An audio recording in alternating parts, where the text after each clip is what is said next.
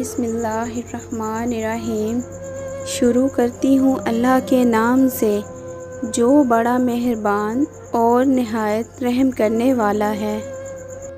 ایمان کے دو حصے ہیں، ایک کا نام صبر، ایک کا نام شکر۔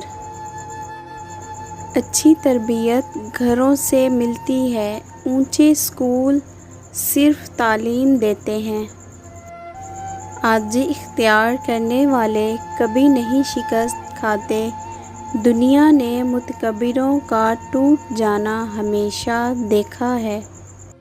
شاخوں سے پتوں کا گرنا محض موسم کی تبدیلی کا پیش خیمہ نہیں ہے، بلکہ یاد دلانا ہے کہ ہر شے فانی ہے۔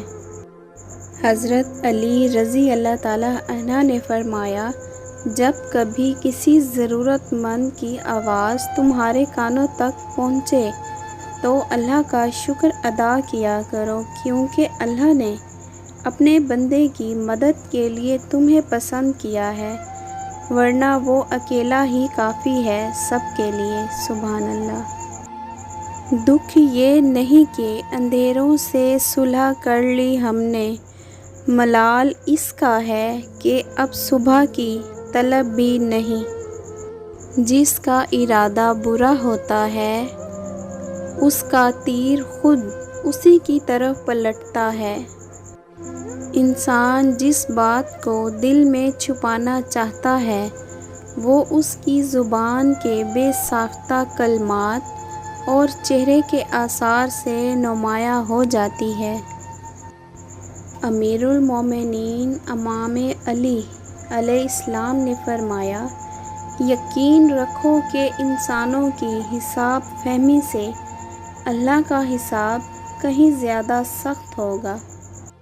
امیر المومنین امام علی علیہ السلام نے فرمایا، تمہیں فکر صرف موت کے بعد کی ہونی چاہیے۔ مومن کی زبان پر نور الہی چمکتا ہے اور منافق کی زبان پر شیطان بولتا ہے۔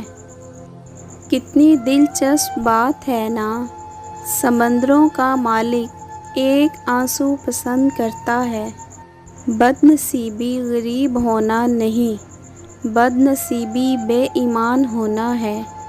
روح کا انسانیت سے خالی ہونا برا ہے۔